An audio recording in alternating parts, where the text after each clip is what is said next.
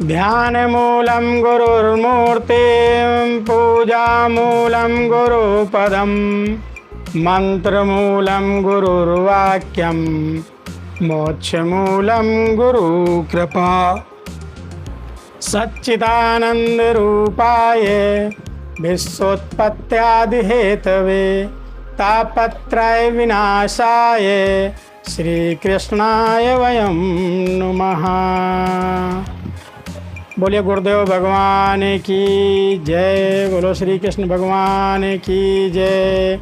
बोलो श्री महादेव भगवान की जय। आइए आज हम जानते हैं पवित्र पावन श्रावण मास में क्या उपाय करने से कौन से दोष की मुक्ति मिलेगी। आज हम जानते हैं कुंडली में जो ग्रहण दोष होता है उसके बारे में। ग्रहण दोष कैसे बनता है पहले तो आप लोग ये समझ लीजिए।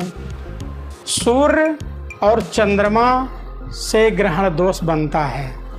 आपकी कुंडली में सूर्य के साथ राहु या केतु बैठते हैं, चंद्रमा के साथ राहु या केतु बैठते हैं तो ग्रहण दोष कहलाता है।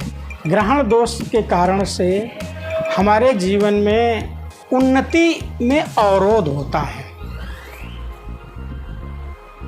राहु केतु का पौराणिक कथा ये है, समुद्र मंथन के समय जिस समय सबको अमृत पान कराया जा रहा था, भगवान मोहिनी रूप रख के सबको अमृत पान कर रहे थे, उसी समय सूर्य और चंद्रमा के बीच में स्वरभानु नाम का दैत्य आके बैठ गया और भगवान ने उसको भी अमृत पान करा दिया। उसके अमृत पी लेने से वो अमर हो गया। लेकिन सूर्य और चंद्र ने भगवान को इशारे में बता दिया कि प्रभु ये देव नहीं दैत्य है। तो भगवान श्री हरि ने अपने सुदर्शन चक्र से उसका मस्तक गला काट दिया, जिससे जो ऊपर का भाग है वो राहु बना और जो नीचे का धड़ है वो केतु बना। ये चूँकि सूर्य और चंद्र ने भगवान को बताया था, इसलिए सबसे ज़्यादा प्रभावित इससे सूर्य और चंद्र ही होते हैं। सूर्य और चंद्र से ही ग्रहण दोष बनता है। आइए अब जानते हैं सूर्य से, अगर सूर्य के साथ राहु बैठा है या सूर्य के साथ केतु बैठा है तो क्या उपाय करने से आपकी कुंडली के ग्रहण दोष में कमी आएगी, उससे ग्रहण दोष की नकारात्मक ऊर्जा कम होगी। तो सूर्य का जो वार है उसको रविवार कहते हैं।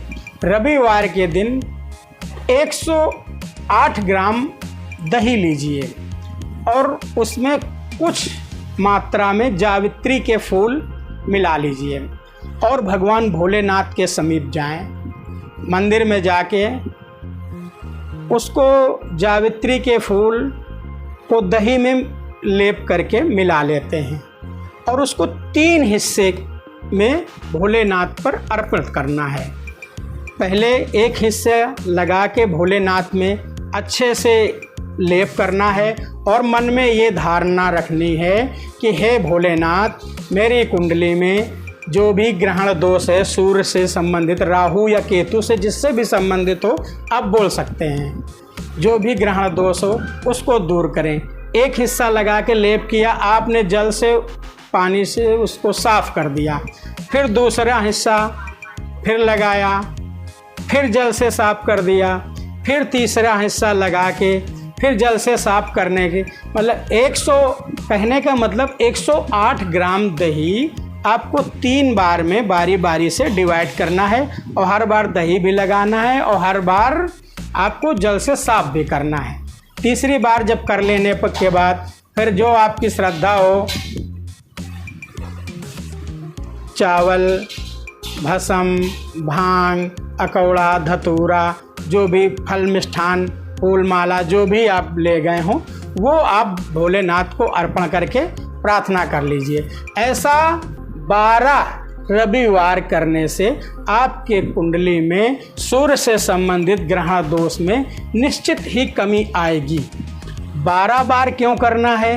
क्योंकि कुंडली में 12 भाव होते हैं। सूर्य और राहु 12 भाव में बारी बारी से गोचर करते हैं, इसलिए ये तो रहा आपका सूर्य से बनने वाले ग्रहण दोष का उपाय। अब जानते हैं चंद्र से बनने वाला ग्रहण दोष। चंद्र से बनने वाला ग्रहण दोष, चंद्रमा के साथ यदि राहु बैठता है तो उसके उन्नति में, जातक की उन्नति में अवरोध करता है,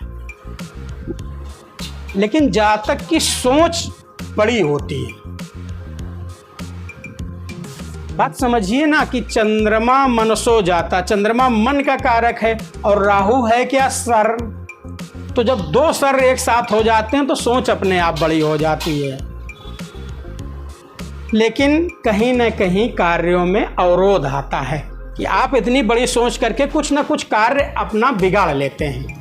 हाँ, अब आते हैं कि चंद्रमा के साथ यदि केतु बैठा होता है, केतु मीन्स धड़, केतु जिसके साथ बैठता है उसके गुण धर्म अपना लेता है। चंद्रमा केतु के साथ अगर बैठा है तो उस जातक की सोच जो है वो संकुचित हो जाती है, वो अपनी बात कहने में भी संकोच करता है। इसलिए चंद्रमा के साथ यदि ग्रहण दोष है तो उसका उपाय हम आपको बताते हैं।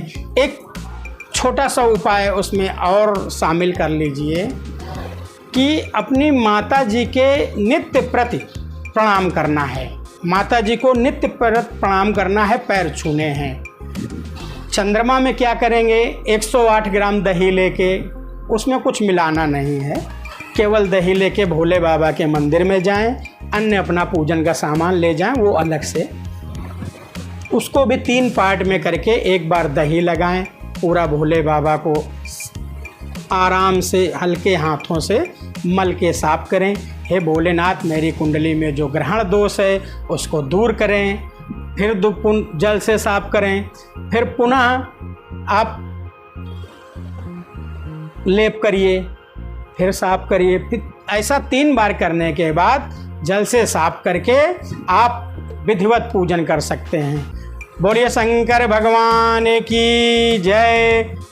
पवित्र सावन मास में ये उपाय यदि आप करेंगे, क्योंकि सावन का महीना तो हमारे भूत भावन भोलेनाथ जी का है, तो इससे आपको शीघ्र फल प्राप्त होगा। और कोई भी उपाय, मेरे द्वारा बताया गया कोई भी उपाय आप जितनी श्रद्धा और निष्ठा के साथ करेंगे उतनी ही शीघ्र आपको पॉजिटिव रिजल्ट मिलेंगे। बोले भोलेनाथ की जय हो। हर हर महादेव।